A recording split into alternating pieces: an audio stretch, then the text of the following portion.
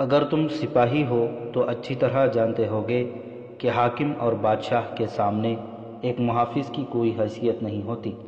Body guard نے جواب دیا، میں اس کے ارادوں کے متعلق کیا بتا سکتا ہوں؟ ایک نقاب پوش نے اس کا سر ننگا کر کے اس کے بال مٹھی میں لے کر مروڑے اور جھٹکا دے کر اسے ایک طرف جھکا دیا۔ دوسرے نے اسے ٹانگوں سے گھسیٹ کر گرا دیا۔ ایک نقاب پوش اس کے پیٹ پر کھڑا ہو گیا۔ وہ 2-3 بار اس کے پیٹ پر اچھلا تو باڈی گارڈ کے دانت بجنے لگے۔ پھر اسے مختلف اذیتوں کا ذرا ذرا ذائقہ چکھایا گیا اور اسے کہا گیا کہ وہ وہاں سے زندہ نہیں نکل سکے گا۔ مجھے اٹھنے دو، اس نے کراہتے ہوئے کہا۔ اسے اٹھایا گیا۔ اس نے کہا، سیف الدین سلطان ایوبی کے خلاف لڑنا چاہتا ہے۔ یہ کوئی راز نہیں، ایک نقاب پوش نے کہا۔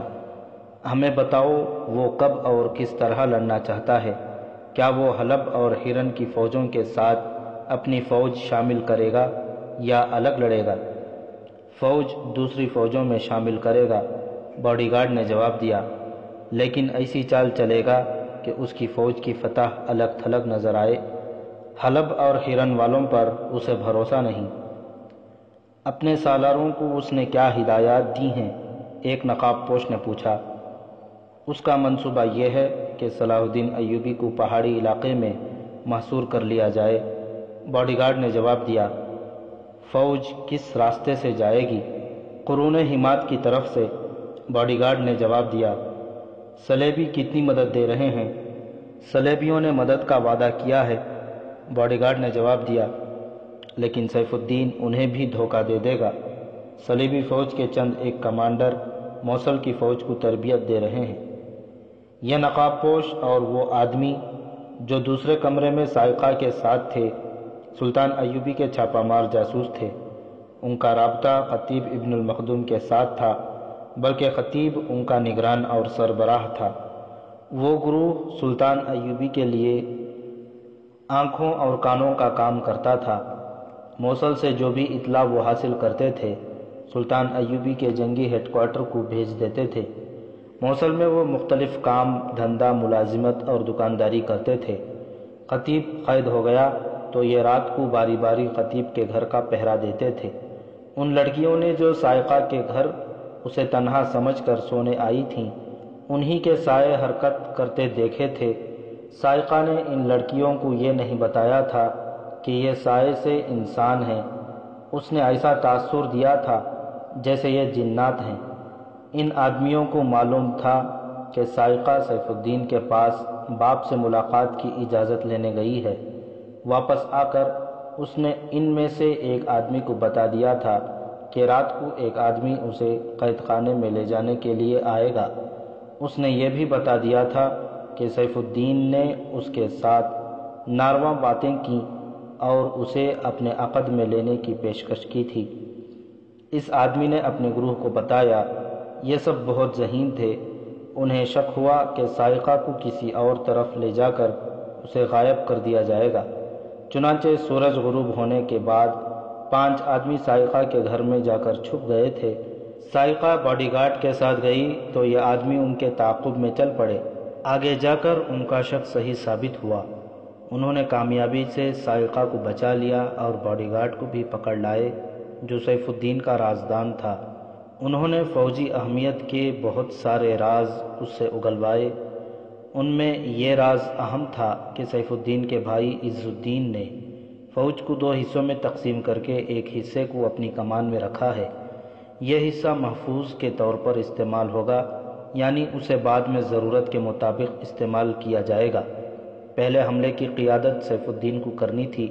دوسری اہم بات جو معلوم ہوئی وہ یہ تھی کہ حلب میں گمشتگین اور سیف الدین کے ہاں ایلچی یہ پیغام لے کر گئے ہیں کہ تینوں فوجوں کو مشترکہ کمان میں رکھا جائے اور صلیبیوں کی مدد پر زیادہ بھروسہ نہ کیا جائے۔ باقی معلومات بھی اہم تھیں۔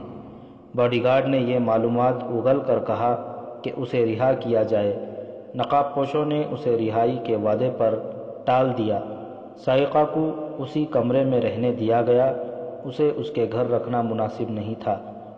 باڈی گارڈ کو اس مکان کی ایک اندھیری کوٹھری میں بند کر دیا گیا۔ ہیرن اور حلب سے تقریباً 50 میل دور صلیبی فوج کا جنگی ہیڈ کوارٹر تھا، جہاں زیادہ سرگرمیاں جاسوسی کے متعلق تھیں۔ وہاں جو صلیبی حکمران اور کمانڈر تھے وہ سلطان ایوبی کے خلاف کھلی جنگ لڑنے کے بجائے اس کے مسلمان مخالفین کو متحد کر کے اس کے خلاف لڑانے کی اسکیمیں بنا رہے تھے اور ان پر عمل بھی کر رہے تھے۔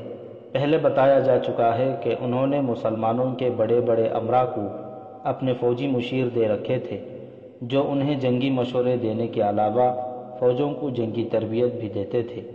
اپنی اصل نیت پر پردہ ڈالے رکھنے کے لیے وہ مسلمان امراء کو عیش و عشرت کا سامان بھی مہیا کرتے رہتے تھے۔ ان کے جاسوس بھی ان امراء کے درباروں میں موجود رہتے اور اپنے ہیڈ کوارٹر کو خبریں بھیجتے رہتے تھے۔ ہیرن سے گمشتگین کا ایک صلیبی مشیر اپنے اس جنگی ہیڈ کوارٹر میں پہنچا۔ اس وقت صلیبیوں کے دو مشہور جنگجو حکمران ریمانڈ اور ریجنالڈ وہاں موجود تھے۔ ریمانڈ وہ حکمران تھا جسے حال ہی میں سلطان ایوبی نے ایک بروقت اور برق رفتار چال چل کر بھگا دیا تھا، اور ریجنالڈ وہ مشہور صلیبی حکمران تھا جسے نور الدین زنگی نے ایک معرکے میں جنگی قیدی بنا لیا تھا۔ اسے اور دیگر صلیبی قیدیوں کو ہیرن میں گمشتگین کے حوالے کر دیا گیا تھا۔ اس وقت گمشتگین خلافت بغداد کا ایک قلعے دار تھا۔ زنگی فوت ہو گیا تو اس قلعے دار نے خود مختاری کا اعلان کر دیا اور صلیبیوں کے ساتھ دوستی گہری کرنے کے لیے ریجنالڈ جیسے قیمتی قیدی کو تمام صلیبی قیدیوں سمیت رہا کر دیا۔ نور الدین زنگی نے کہا تھا کہ ریجنالڈ کے عوض وہ صلیبیوں سے اپنی شرطیں منوائے گا۔ زنگی مر گیا تو امراء نے عیاشی اور حکومت کے نشے میں اس کے تمام تر منصوبے الٹ کر دیے اور صلیبی سلطنت اسلامیہ کی بنیادوں پر اترنا شروع ہو گئے۔ ہیرن سے صلیبی مشیر جو دراصل جاسوس تھا ریمانڈ اور ریجنالڈ کے پاس پہنچا اور ہیرن کے تازہ واقعات کی تفصیلی رپورٹ دی۔ اس نے کہا، حلب سے الملک الصالح نے گمشتگین اور سیف الدین کو تحفوں کے طور پر پیغام بھیجے ہیں کہ وہ اپنی فوجیں اس کی فوج کے ساتھ مشترکہ کمان میں دے دیں۔ وہاں یہ عجیب واقعہ ہوا کہ گمشتگین کے 2 سالاروں نے ہیرن کے قاضی کو قتل کر دیا اور 2 لڑکیوں کو جو حلب سے الملک الصالح نے پیغام کے ساتھ تحفے کے طور پر بھیجی تھیں بھگا دیا۔ پھر انہوں نے اعتراف کیا کہ وہ صلاح الدین ایوبی کے حامی ہیں اور وہ اسی کے لیے زمین ہموار کر رہے ہیں۔ یہ دونوں سالار سگے بھائی ہیں اور ہندوستان سے آئے ہیں۔ دونوں کو گمشتگین نے قید خانے میں ڈال دیا ہے۔ اس سے ایک ہی روز پہلے ہمارا ایک ساتھی مشیر گمشتگین کے گھر میں ایک دعوت کے دوران پر اسرار طریقے سے قتل ہو گیا ہے۔ اگلے دن معلوم ہوا کہ گمشتگین کے حرم کی ایک لڑکی اور اس کا ایک باڈی گارڈ لاپتہ ہیں۔ صلیبیوں کی اس کانفرنس میں قہقہہ بلند ہوا اور کچھ دیر تک سب ہنستے رہے۔ ریمانڈ نے کہا، یہ مسلمان قوم اس قدر جنسیت پسند ہو گئی ہے کہ اس کے حکمران اور امراء وزراء جنگ اور سیاست کے فیصلے بھی جنسی لذت پرستی سے مغلوب ہو کر کرتے ہیں۔ ذرا غور کرو کہ گمشتگین جیسے جابر اور جنگجو قلعے دار کی فوج کے اعلیٰ کمان جن 2 سالاروں کے پاس تھی، وہ دونوں اس کے دشمن صلاح الدین ایوبی کے کیمپ کے سالار تھے۔ مجھے یقین ہے کہ ان دونوں نے تحفے میں آئی ہوئی لڑکیوں کی خاطر قاضی کو قتل کیا ہوگا اور لڑکیوں کو صلاح الدین ایوبی کے پاس بھیج دیا ہوگا اور خود قید ہو گئے۔ گمشتگین کے حرم کی جو لڑکی لاپتہ ہو گئی ہے وہ اس محافظ نے بھگائی ہوگی اور ہمارا آدمی معلوم نہیں کس چکر میں قتل ہو گیا۔ مسلمان امراء قلعے داروں اور حاکموں کے حرموں کی مقید دنیا بڑی ہی پر اسرار دنیا ہے۔ میں آپ کو یقین دلاتا ہوں کہ یہ قوم عیش و عشرت اور لذت پرستی سے تباہ ہوگی۔ میں 2 باتیں کہوں گا، ایک اور صلیبی نے کہا۔ یہ صلیبی اپنی افواج کی انٹیلیجنس کا سربراہ تھا۔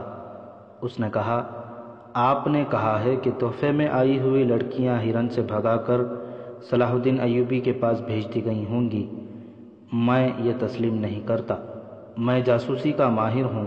دشمن کے فوجی راز حاصل کرنے کے علاوہ میرے شعبے کا کام یہ بھی ہوتا ہے کہ دشمن کے فوجی قائدین اور دیگر اعلیٰ حکام کے ذاتی کردار اور جنگی چالوں کے متعلق بھی معلومات حاصل کرے۔ اور اپنی فوج کو آگاہ کرے۔ میں آپ کو پورے وثوق سے بتاتا ہوں کہ عورت اور شراب کے معاملے میں صلاح الدین پتھر ہے۔ یہی ایک وجہ ہے کہ آپ اسے زہر دے کر نہیں مار سکتے، نہ اسے کسی حسین لڑکی کے جال میں پھانس کر فدائیوں سے قتل کرا سکتے ہیں۔ یہ انسانی فطرت کا اٹل اصول ہے کہ جو انسان ذہنی عیاشی کا عادی نہ ہو اس کا عزم پختہ ہوتا ہے، اور جو مہم ہاتھ میں لیتا ہے اسے سر کر کے ہی دم لیتا ہے۔ آپ کے دشمن صلاح الدین ایوبی میں یہی خوبی ہے۔ یہ اسی کا اثر ہے کہ اس کا دماغ پورا کام کرتا ہے اور وہ ایسی چالیں چلتا ہے جو آپ کے وہم گمان میں بھی نہیں ہوتی، اور آپ کے پاؤں اکھڑ جاتے ہیں۔ جہاں تک میں نے اس کے متعلق معلومات حاصل کی ہیں، ان سے معلوم ہوتا ہے کہ وہ جسمانی ضروریات سے بے نیاز ہے۔ اس نے یہی خوبی اپنی فوج میں پیدا کر رکھی ہے، ورنہ صحرا میں لڑنے والے سپاہی برف پوش وادیوں میں اور پہاڑیوں میں اس یخ موسم میں کبھی نہ لڑ سکتے۔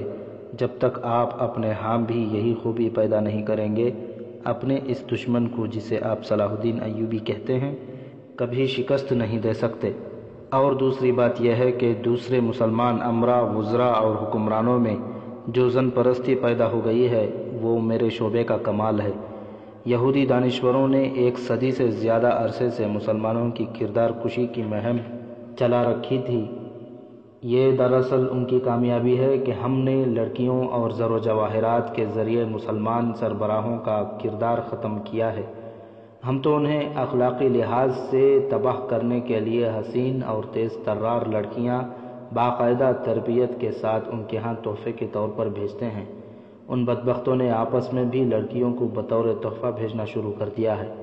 ان کے ہاں قومی کردار ختم ہو چکا ہے۔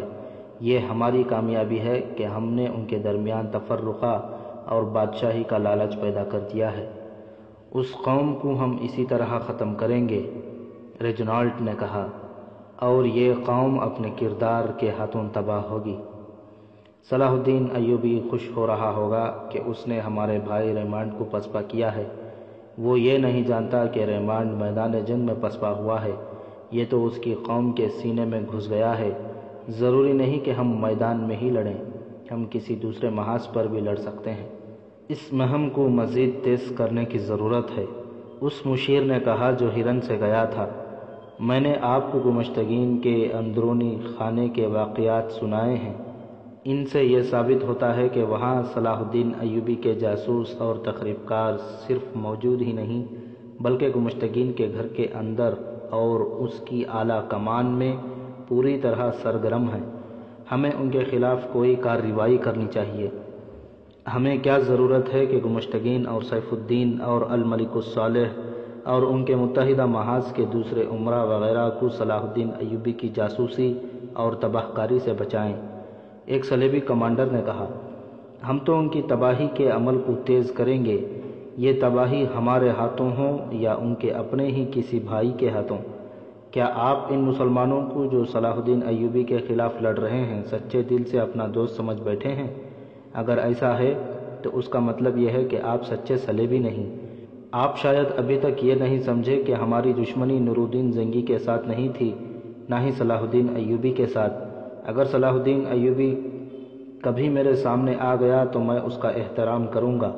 وہ جنگجو ہے، میدان جنگ کا بادشاہ ہے، تیغ زن ہے۔ ہماری دشمنی اس مذہب کے خلاف ہے جسے اسلام کہتے ہیں۔ ہم ہر اس آدمی کے خلاف لڑیں گے جو اس مذہب کا دفاع کرے گا اور جو اسے فروغ دے گا۔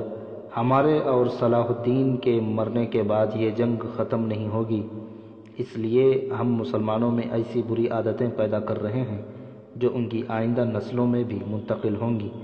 ہم ایسے طریقے اختیار کر رہے ہیں کہ مسلمان اپنی روایات کو بھول جائیں اور ہماری پیدا کردہ خوبیوں کے دل دادا ہو جائیں۔ ہمیں ان کے اصل تہذیب و تمدن کو بگاڑنا ہے، ریمانڈ نے کہا۔ ہم اس دور میں زندہ نہیں ہوں گے، ہم دیکھ نہیں سکیں گے۔ میں پورے یقین سے کہتا ہوں کہ ہم نے کردار کی تباہ کاری کی مہم جاری رکھی تو وہ دور آئے گا کہ اسلام اگر زندہ رہا تو یہ اسلام کی بدروح ہوگی جو بھٹکتی پھرے گی۔ مسلمان نام کے مسلمان ہوں گے، ان کی کوئی آزاد اسلامی مملکت رہ بھی گئی تو وہ گناہوں اور بدی کا گھر ہوگی۔ یہودی اور عیسائی دانشوروں نے اس قوم میں بدی کی محبت پیدا کر دی ہے۔ بہرحال اب ضرورت یہ ہے کہ وہ لوگ ہماری مدد کی توقع لیے بیٹھے ہیں۔ صلیبی مشیر نے کہا، گمشتگین نے مجھے اسی لیے بھیجا ہے۔ بہت دیر اس مسئلے پر تبادلہ خیالات ہوتا رہا۔ آخر یہ فیصلہ ہوا کہ فوجوں کی صورت میں انہیں کوئی مدد نہ دی جائے، مدد کا جھانسا دیا جائے، انہیں یہ یقین دلایا جائے کہ وہ صلاح الدین ایوبی پر حملہ کر کے اسے ارستان کے اندر ہی لڑاتے رہیں، اور ہم اپنی فوجیں اس کے کسی نازک مقام پر لے جا کر اسے مجبور کر دیں کہ وہ ارستان سے پسپا ہو جائے۔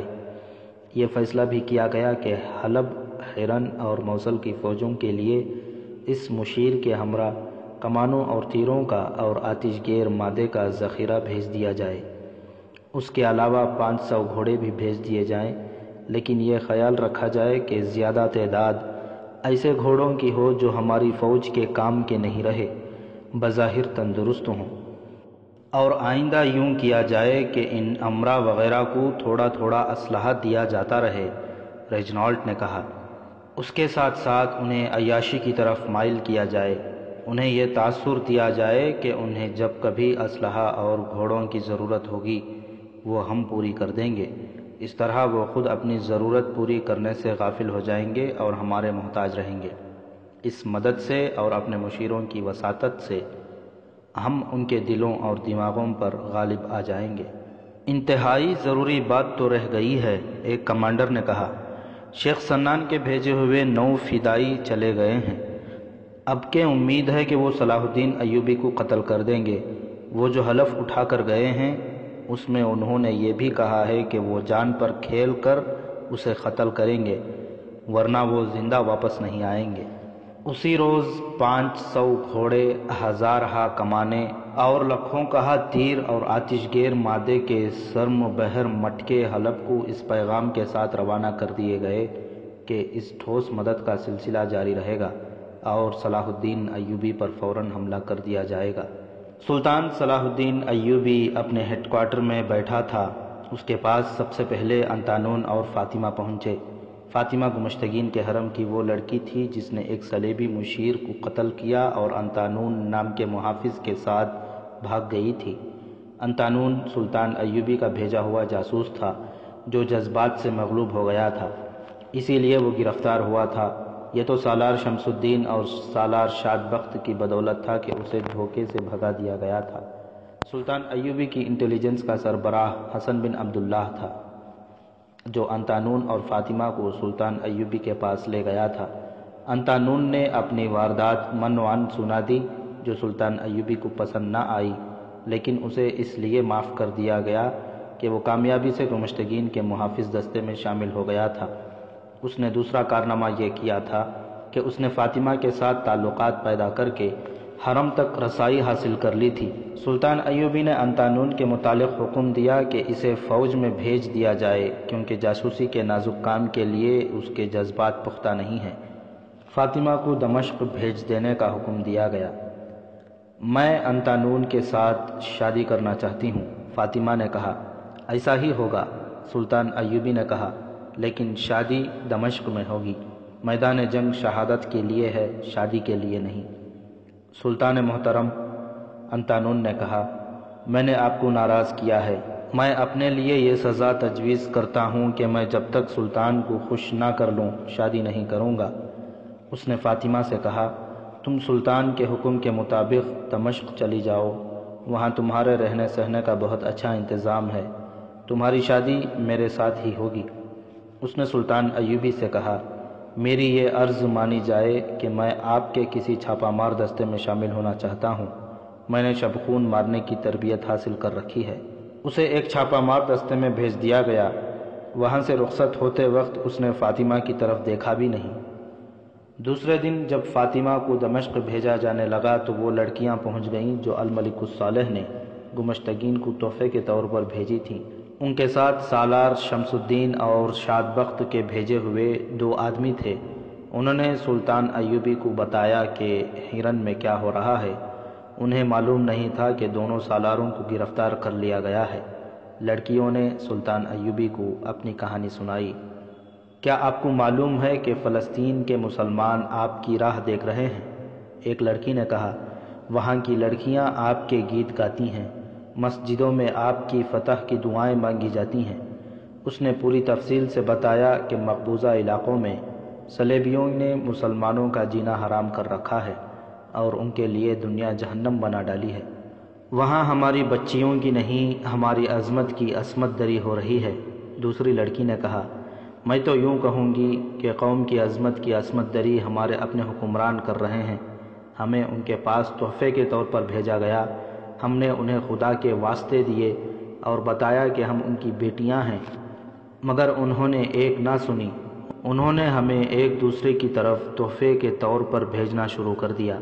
فلسطین کے راستے میں بھی وہی حائل ہیں۔ سلطان ایوبی نے کہا، میں گھر سے فلسطین پہنچنے کے لیے ہی نکلا تھا، مگر میرے بھائی میرا راستہ روک کر کھڑے ہو گئے ہیں۔ تم اب محفوظ ہو۔ ایک لڑکی پہلے بھی یہاں آئی ہے، اسے دمشق بھیجا جا رہا ہے، تم بھی اسی کے ساتھ دمشق جا رہی ہو۔ ہم اپنی عصمت کا انتقام لینا چاہتے ہیں۔ ایک لڑکی نے کہا، ہمیں یہیں رکھا جائے اور ہمیں کوئی فرض سونپا جائے، ہم اب کسی حرم میں یا کسی گھر میں قید ہونا نہیں چاہتی، ابھی ہم زندہ ہیں۔ سلطان ایوبی نے کہا، تم دمشق چلی جاؤ، وہاں تمہیں کوئی قید نہیں کرے گا، وہاں لڑکیاں کئی اور طریقوں سے ہماری مدد کر رہی ہیں، وہاں تمہیں کوئی فرض سونپ دیا جائے گا۔ لڑکیوں کو رخصت کر کے سلطان ایوبی بے چینی سے ادھر ادھر ٹہلنے لگا۔ اس وقت حسن بن عبداللہ اس کے ساتھ تھا۔ سلطان ایوبی نے کہا، مصر سے ابھی کمک نہیں پہنچی، اگر تینوں فوجیں ہم پر حملے کے لیے آ جائیں تو ہمارے لیے مشکل پیدا ہو جائے گی۔ معلوم ہوتا ہے دشمن کو معلوم نہیں کہ میرے پاس فوج کم ہے اور میں کمک کا انتظار کر رہا ہوں۔ اگر ان کی جگہ میں ہوتا تو میں فوراً حملہ کر دیتا اور دشمن کی کمک اور رسد کا راستہ روک لیتا۔ مصر سے کمک آ ہی رہی ہوگی۔ حسن بن عبداللہ نے کہا، محترم العادل ایسے تو نہیں کہ وقت ضائع کریں گے، مجھے یہ بھی یقین ہے کہ دشمن نے ہماری کمک کا راستہ روکا ہوا نہیں۔ تمام مورخ لکھتے ہیں کہ اس موقع پر سلطان ایوبی بڑی نازک اور پرخطر صورتحال میں تھا۔ وہ مصر سے کمک کا انتظار کر رہا تھا۔ اگر اس وقت الملک الصالح سیف الدین اور گمشتگین کی مشترکہ فوج اس پر حملہ کر دیتی تو اسے آسانی سے شکست دی جا سکتی تھی، کیونکہ اس کے پاس فوج تھوڑی تھی۔ پہاڑی علاقے میں وہ صحرا کی چالیں نہیں چل سکتا تھا، لیکن اس کے دشمن نہ جانے کیا سوچتے رہے۔ صلیبی اس پر حملہ کرنے کے بجائے مسلمان امرا کو اس کے خلاف لڑانا چاہتے تھے۔ انہوں نے بھی نہ دیکھا کہ سلطان ایوبی مجبوری کی حالت میں بیٹھا اللہ سے دعائیں مانگ رہا ہے۔ اس حالت میں دشمن اس پر حملہ نہ بول دے۔ وہ تو اس قابل بھی نہیں تھا کہ پانی کی اس ندی کی حفاظت کر سکتا جس سے اس کی فوج کے گھوڑے اور اونٹ پانی پیتے تھے۔ صلیبی یا اس کے مسلمان دشمن اگر عقل سے کام لیتے تو چھاپہ ماروں کے ذریعے اس کی کمک اور رسد کا راستہ روک سکتے تھے یا کمک کی رفتار سست کر سکتے تھے۔ سلطان ایوبی نے اس راستے کو گشتی چھاپہ ماروں کے ذریعے محفوظ کر رکھا ہوا تھا۔ قاضی بہاؤالدین شداد، جو اس وقت کا عینی شاہد اور مبصر ہے، اپنی یادداشتوں سلطان یوسف صلاح الدین ایوبی پر کیا افتاد پڑی میں لکھتا ہے، اگر خدا انہیں یعنی دشمنوں کو فتح دینا چاہتا تو وہ سلطان ایوبی پر اس وقت حملہ کر دیتے، مگر خدا جسے ذلیل کرنا چاہتا ہے وہ ذلیل ہو کے رہتا ہے۔ انہوں نے سلطان ایوبی کو اتنا وقت دے دیا کہ مصر سے کمک پہنچ گئی۔ سلطان نے اسے اپنی فوج میں مدغم کر کے اپنی مورچہ بندی کو نئی ترتیب دے لی اور حملے سے پہلے اس نے تمام تر گھوڑوں کو پانی بھی پلا لیا اور پانی کا ذخیرہ بھی کر لیا۔ سلطان ایوبی کی بے چینی کا یہ عالم تھا کہ رات کو سوتا بھی نہیں تھا۔ اس نے جہاں جہاں اپنی مختصر سی فوج مورچہ بند رکھی تھی وہاں جاتا، غور کرتا اور اپنی اسکیم کے مطابق یقین کر لیتا کہ اس کے یہ تھوڑے سے سپاہی دشمن کا حملہ روک لیں گے۔ قرون حمات میں جہاں ایک پہاڑی سینگوں کی طرح دو حصوں میں بٹ جاتی تھی، اس نے اس نے دشمن کے لیے پھندا تیار کر رکھا ہوا تھا، مگر اس کا مسئلہ یہ تھا کہ اس جگہ اپنی تھوڑی نفری سے وہ صرف دفاعی جنگ لڑ سکتا تھا۔ جوابی حملہ جو جنگ کا پاسا پلٹنے کے لیے ضروری ہوتا ہے ممکن نظر نہیں آتا تھا۔ اس کے جاسوسوں نے اسے یہ بھی بتا دیا تھا کہ صلیبی کوشش کریں گے کہ مسلمان امراء کو سلطان ایوبی کے خلاف اس طرح لڑایا جائے کہ جنگ طول پکڑ جائے، تاکہ سلطان ایوبی پہاڑی علاقے سے باہر نہ نکل سکے اور محصور ہو کر دفاعی جنگ لڑتا لڑتا ختم ہو جائے۔ اس کے جاسوس اسے یہ نہیں بتا سکے تھے کہ 9 فدائی اسے قتل کرنے کے لیے آ رہے ہیں۔ اس کی نظر اپنی جان پر نہیں، میدان جنگ پر تھی۔ اس نے دیکھ بھال کے لیے دور دور تک آدمی پھیلا رکھے تھے۔ اس سے دوسرے ہی دن ہرن میں سلطان ایوبی کا ایک جاسوس آیا، جس نے اطلاع دی کہ سالار شمس الدین اور سالار شاد بخت کو قید خانے میں ڈال دیا گیا ہے، کیونکہ انہوں نے قاضی ابن الخاشب کو قتل کر دیا ہے۔ جاسوس کو قتل کی وجہ کا علم نہیں تھا۔ سلطان ایوبی کے چہرے کا رنگ بدل گیا۔ ان دونوں بھائیوں کے ساتھ اس نے بہت سی امیدیں وابستہ کر رکھی تھیں۔ اسے معلوم تھا کہ گمشتگین کی فوج کی کمان ان دونوں کے ہاتھ ہوگی اور ان کی فوج لڑے بغیر تتر بتر کر دی جائے گی۔ جاسوس نے یہ اطلاع بھی دی کہ اب میدان جنگ میں فوج کی کمان گمشتگین خود کرے گا، اور یہ بھی کہ وہ اپنی فوج مشترکہ کمان میں دے رہا ہے۔ حسن بن عبداللہ سلطان ایوبی نے کہا، یہ دونوں بھائی زیادہ دن قید میں نہ رہیں۔ اس آدمی جاسوس سے معلوم کرو کہ ہرن میں اپنے کتنے آدمی ہیں، اور کیا وہ ان دونوں سالاروں کو قید خانے سے فرار کرا سکتے ہیں۔ مجھے ڈر ہے کہ ان دونوں کو گمشتگین قتل کرا دے گا۔ اسے پتہ چل گیا ہوگا کہ یہ دونوں سالار میرے جاسوس ہیں۔ میں انتظار نہیں کر سکتا کہ ہرن کو جا کر محاصرے میں لوں اور قلعہ سر کر کے انہیں رہا کراؤں۔ بیشتر اس کے کہ گمشتگین کوئی اوچھا فیصلہ کر بیٹھے، انہیں اس کے قید خانے سے آزاد کراؤ۔ میں 2 سالاروں کے لیے اپنے 2 چھاپا ماروں کو مروانے کے لیے تیار ہوں۔ ہرن میں اپنے آدمیوں کی کمی ہو تو یہاں سے چھاپا مار بھیجو، بندوبست ہو جائے گا، حسن بن عبداللہ نے کہا۔ حلب چونکہ سلطان ایوبی کے مخالفین کا مرکز بن گیا تھا، اس لیے صلیبیوں نے جو تیر و کمان، آتش گیر، مادے کے مٹکے اور گھوڑے مدد کے طور پر بھیج رکھے تھے، وہ حلب لے جائے گئے۔ حلب والوں میں صلیبیوں نے یہ خوبی بھی دیکھی کہ انہوں نے سلطان ایوبی کے محاصرے کا مقابلہ بڑی ہی بے جگری سے کیا تھا۔ اس کے علاوہ حلب سلطنت کی گدی بھی بن گیا تھا۔ صلیبی مشیروں نے موصل میں سیف الدین کو اور ہرن میں گمشتگین کو پیغام بھیجے کہ ان کی مشترکہ فوج کے لیے مدد آ گئی ہے اور وہ فوراً حلب میں آ جائیں۔ مورخین کے مطابق ان کی ملاقات حلب شہر سے باہر ایک ہرے بھرے مقام پر ہوئی، جہاں تینوں میں ایسا معاہدہ ہوا جو تحریر میں نہ لایا گیا۔ معاہدے کو آخری شکل صلیبی مشیروں نے دی۔ اس رات موصل کے قید خانے میں خطیب ابن المخدوم حسب معمول دیے کی روشنی میں بیٹھا قرآن پڑھ رہا تھا۔ اس کی بیٹی سائقہ اسی مکان کے ایک کمرے میں بیٹھی تھی جہاں اسے تھیلے میں ڈال کر لے جایا گیا تھا۔ جس باڈی گارڈ کو اس کے ساتھ پکڑا گیا تھا وہ دوسرے کمرے میں بند تھا۔ اس مکان میں ان میں سے صرف 2 آدمی تھے جو سائقہ اور باڈی گارڈ کو اٹھا لائے تھے۔ ان کے باقی ساتھی قید خانے کی دیوار کے ساتھ باہر کی طرف لگے کھڑے تھے۔ دیوار کا بالائی حصہ قلعے کی دیوار کی طرح تھا، جس میں مورچے سے بنے ہوئے تھے۔ دیوار پر سنتری گھوم پھر رہے تھے۔ ان کی تعداد زیادہ نہیں تھی۔ وہ عہدیدار نے جس نے خطیب کو فرار کرانے کا وعدہ کیا تھا دیوار پر چلا گیا۔ وہ سنتریوں کو دیکھتا پھر رہا تھا۔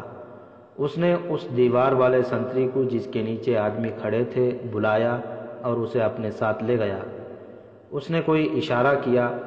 نیچے چھپے ہوئے آدمیوں نے رسہ اوپر پھینکا۔ رسے کا سرا ایک مضبوط ڈنڈے کے ساتھ درمیان میں بندھا ہوا تھا اور ڈنڈے پر کپڑے لپیٹ دیے گئے تھے تاکہ اوپر دیوار پر گر کر زیادہ آواز نہ پیدا کرے۔ ڈنڈا اوپر جا کر اٹک گیا۔ ایک تو اندھیرا تھا، دوسرے عہدیدار سنتری کو دور لے گیا تھا۔ 4 آدمی رسے کے ذریعے اوپر چڑھ گئے۔ یہی رسہ اوپر کھینچ کر اندر کی طرف نیچے گرا دیا گیا۔ چاروں نے خنجر نکال کر اپنے اپنے منہ میں پکڑ لیے اور رسے سے نیچے اتر گئے۔ انہیں عہدیدار نے اندر کا نقشہ سمجھا رکھا تھا۔ اندر کچھ روشنی تھی، کہیں کہیں مشعلیں جل رہی تھیں۔ کوٹھری کی ایک قطار کے آگے برآمدہ تھا جس میں ایک سنتری ٹہل رہا تھا۔ یہ چاروں چھپ گئے۔ سنتری ان کی طرف آیا تو ایک آدمی نے کہا، ادھر آنا بھائی۔ وہ جوں ہی ادھر گیا، دونوں آدمیوں کی گرفت میں آ گیا۔ دل پر خنجر کے 2 وار کام کر گئے۔ چاروں آدمی چھپ چھپ کر آگے بڑھ رہے تھے۔ ایک خاصا آگے تھا، باقی 3 بکھر کر چھپتے چھپاتے اس کے پیچھے جا رہے تھے۔ وہ قید خانے کے اس حصے میں پہنچ گئے جو گولائی میں تھا۔ خطیب کی کوٹھری اس حصے میں تھی۔ آگے جانے والا آدمی اس کوٹھری تک پہنچ گیا۔ خطیب نے دروازے کی طرف دیکھا۔ اس نے قرآن بند کیا اور اٹھ کر دروازے کی طرف آیا۔ اس آدمی کے ہاتھ میں بڑی سی ایک چابی تھی۔ وہ عہدیدار نے ایک لوہار سے بنوائی تھی۔ اسے قید خانے کی چابیوں سے پوری طرح واقفیت تھی۔ اس آدمی نے تالے میں چابی لگائی تو تالا کھل گیا۔ دوسرے لمحے خطیب کوٹری سے باہر تھا۔ وہ واپس چل پڑے۔ دوڑتے قدموں کی آہٹ سنائی دی اور یہ آواز، ٹھہر جا، کون ہے؟ ادھر سے اسے کہا گیا۔ بھاگ کے آؤ دوست۔ یہ آواز اندھیرے سے ابھری تھی۔ وہ جوں ہی اس جگہ پہنچا، ایک خنجر اس کے دل میں اتر گیا۔ وہ آگے کو جھکا تو اس کی پیٹھ کی طرف سے ایک اور خنجر اس کے دل تک جا پہنچا۔ خطیب کو رسے تک لے آئے۔ سب سے پہلے ایک آدمی اوپر چڑھا، پھر خطیب اوپر آیا۔ عہدیدار نے سنتری کو ابھی تک کہیں دور باتوں میں الجھا رکھا تھا۔ وہ سب اوپر آئے، پھر رسا کھینچ کر باہر کی طرف پھینکا اور سب نیچے اتر گئے۔ عہدیدار کو قید خانے کے باہر سے ایک گیدڑ کے بولنے کی آواز سنائی دی۔ اس نے سنتری کو دوسری طرف بھیج دیا اور خود وہاں آیا جہاں رسا لٹک رہا تھا۔ وہ تیزی سے رسا اتر گیا۔ یہ سب اس مکان میں چلے گئے جہاں سائقہ اور باڈی گارڈ تھے۔ اپنے باپ کو دیکھ کر سائقہ کے جذبات بے قابو ہو گئے۔ جب صبح طلوع ہوئی تو موصل سے میلوں دور 4 گھوڑے جا رہے تھے۔ ایک پر خطیب سوار تھا، دوسرے پر سائقہ، تیسرے پر قید خانے کا عہدیدار اور چوتھے پر ایک اور آدمی۔ یہ آدمی سلطان ایوبی کے جاسوسوں میں سے تھا۔ وہ باڈی گارڈ کو پکڑ کر لانے والی پارٹی میں بھی تھا۔ اسی نے باڈی گارڈ سے بڑی قیمتی راز اگلوائے تھے۔ وہ جب موصل سے بہت دور پہنچ گئے تو اس وقت باڈی گارڈ کی لاش اسی مکان میں کہیں دفن کی جا چکی تھی۔ رات کو جب یہ پارٹی فرار ہوئی تھی، باڈی گارڈ کو قتل کر دیا گیا تھا۔ اس وقت قید خانے میں بھی قیامت بپا ہو چکی تھی۔ اندر 2 سنتریوں کی لاشیں پڑی تھیں۔ خطیب غائب تھا۔ عہدیدار کا بھی کسی کو علم نہ تھا کہ کہاں چلا گیا ہے، اور دیوار کے ساتھ باہر کی طرف ایک رسا لٹک رہا تھا۔ والی موصل کے ہاں تو 1 روز پہلے سے بھی یہ قیامت بپا ہو چکی تھی کہ سیف الدین نے یہ حکم دے دیا تھا کہ اس کا باڈی گارڈ سائقہ کو قید خانے کے بہانے کسی اور جگہ لے جانے اور اس تک پہنچانے کے لیے گیا تھا، لیکن لڑکی اتنی خوبصورت تھی کہ باڈی گارڈ کی نیت خراب ہو گئی اور وہ اسے کہیں بھگا لے گیا۔ یہ تو وہ سوچ بھی نہیں سکتا تھا کہ باڈی گارڈ کو لڑکی سمیت پکڑ لیا گیا ہے۔ ہرن کے قید خانے میں سالار شمس الدین اور شاد بخت قید تھے۔ سلطان ایوبی نے حکم دے دیا تھا کہ انہیں وہاں سے نکالنے کا بندوبست کیا جائے، لیکن انہوں نے ہرن میں اپنا جو گروہ تیار کر رکھا تھا وہ پہلے ہی بندوبست کر چکا تھا۔ ان سالاروں نے فوج اور انتظامیہ کی ہر سطح پر 1-2 آدمی داخل کر رکھے تھے۔ سالاروں کے فرار میں دشواری یہ تھی کہ انہیں قید خانے کے تہ خانے میں رکھا گیا تھا۔ وہاں سے نکالنے کے لیے کوئی خصوصی طریقہ اختیار کرنے کی ضرورت تھی۔ خدا نے ان کی مدد کی۔ گمشتگین کو حلب سے بلوایا گیا اور وہ اپنے اعلیٰ حکام، مشیروں اور محافظوں کو ساتھ لے کر روانہ ہو گیا۔ شمس الدین اور شاد بخت کی گرفتاری کے بارے میں صرف گمشتگین کے قریبی حلقوں کو علم تھا۔ قاضی کے قتل کو بھی شہرت نہیں دی گئی تھی۔ فوج تک کو ابھی معلوم نہ تھا کہ ان کے 2 اعلیٰ کمانڈروں کو قید خانے میں ڈال دیا گیا ہے۔ گمشتگین کے جانے کے 1 روز بعد قید خانے کے داروغہ نے دیکھا کہ 3 گھوڑ سوار گھوڑے دوڑاتے آ رہے ہیں۔ وہ گرد سے باہر آئے تو اس نے دیکھا کہ ان کے ساتھ 2 گھوڑے خالی ہیں۔ دن کا وقت تھا۔ گھوڑے قید خانے کے دروازے پر آ کر رک گئے۔ ایک سوار نے ہرن کی فوج کا جھنڈا بھی اٹھا رکھا تھا۔ یہ جھنڈا میدان جنگ میں سالار اعلیٰ کے ساتھ ہوتا تھا۔ ان سواروں میں ایک کمانڈر تھا اور دوسرے 2 سوار سپاہی تھے۔ وہ محافظ دستے کے معلوم ہوتے تھے۔ قید خانے کا داروغہ جو بڑے دروازے کی سلاخوں سے دیکھ رہا تھا اس کمانڈر کو جانتا تھا۔ وہ باہر آ گیا، کمانڈر سے پوچھا کہ وہ کیوں آئے ہیں۔ بادشاہوں کے حکم کے نرالے ہوتے ہیں، کمانڈر نے کہا۔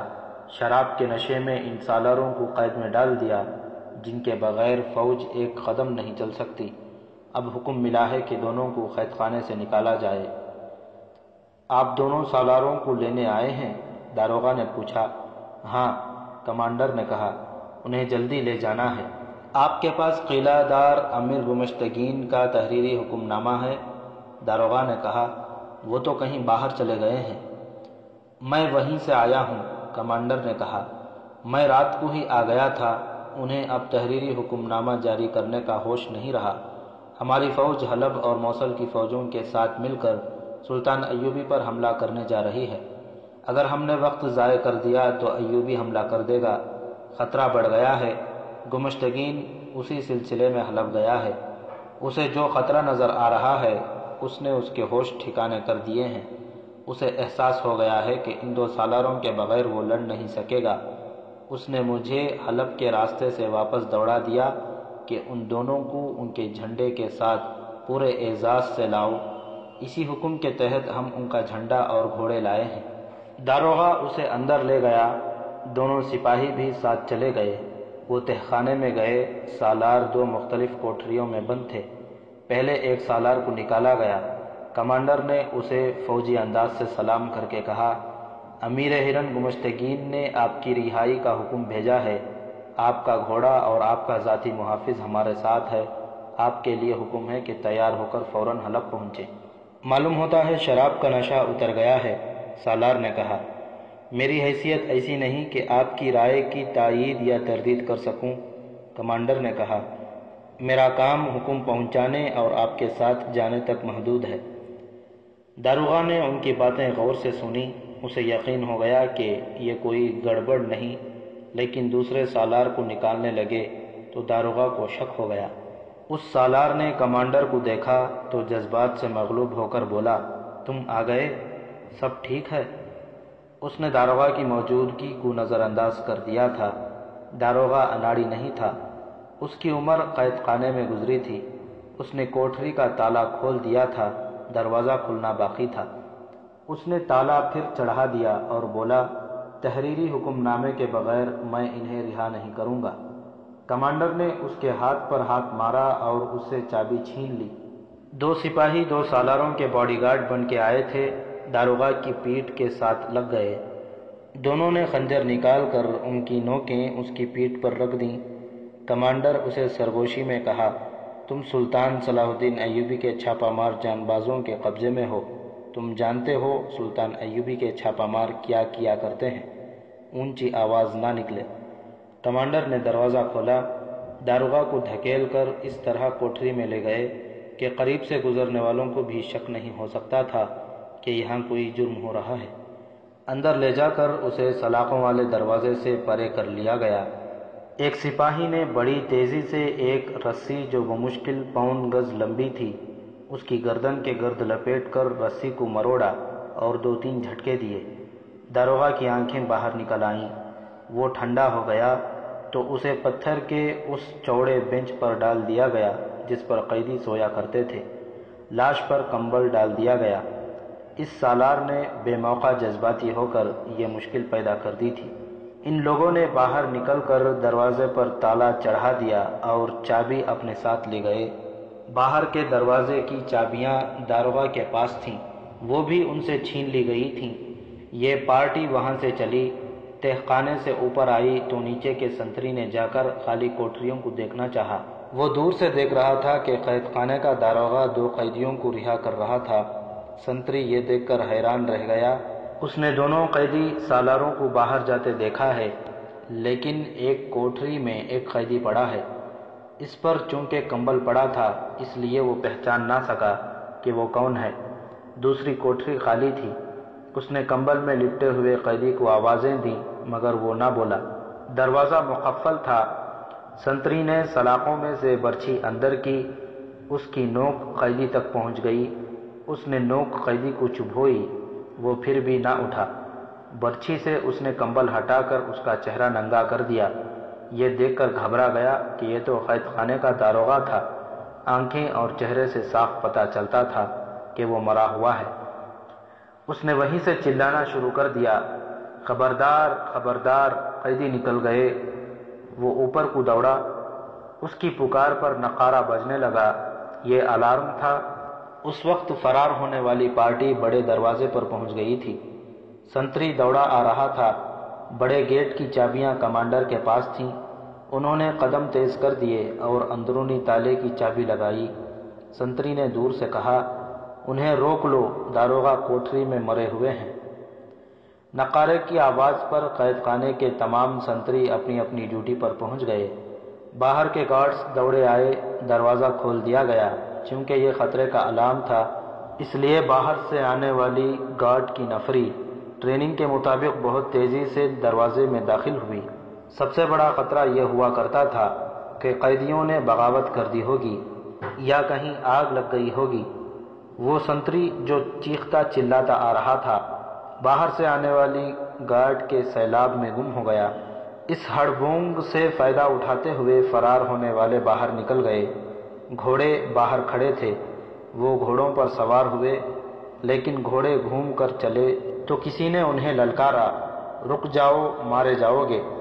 انہوں نے گھوڑوں کو ایڑ لگا دی۔ پیچھے سے ایک ہی بار تیروں کی بوچھاڑ آئی۔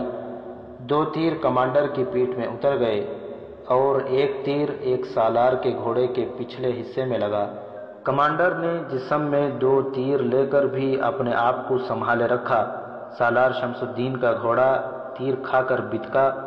شمس الدین نے اسے سنبھالنے کی کوشش کی اور اس نے کمانڈر کے گھوڑے کے قریب لے جا کر اس کے گھوڑے پر کود گیا۔ کمانڈر آگے کو جھک گیا۔ شمس الدین نے اس کے ہاتھ سے باگیں لے لی۔ پیچھے سے اور تیر آئے، لیکن گھوڑوں کی رفتار اچھی تھی، ضد سے نکل گئے۔ انہوں نے پیچھے دیکھا، قید خانہ دور رہ گیا تھا، لیکن 10-12 گھوڑ سوار ان کے تعاقب میں گھوڑے دوڑا چکے تھے۔ آگے علاقہ کھلا تھا، آبادی دوسری طرف تھی۔ فرار ہونے والوں نے گھوڑوں کو انتہائی رفتار پر ڈال دیا۔ ان کے پاس ہتھیاروں کی کمی تھی۔ دونوں سالار نہتے تھے۔ کمانڈر شہید ہو رہا تھا۔ وہ مقابلہ کرنے کی حالت میں نہیں تھا۔ آگے چٹانیں اور ٹیلے آ گئے۔ ایک سالار نے کہا، بکھر جاؤ، اکیلے اکیلے ہو جاؤ۔ وہ منجھے ہوئے سوار تھے۔ تعاقب کرنے والے ابھی دور تھے۔ انہوں نے دیکھا کہ فرار ہونے والے ایک دوسرے سے دور دور ہو کر چٹانوں میں غائب ہو گئے ہیں۔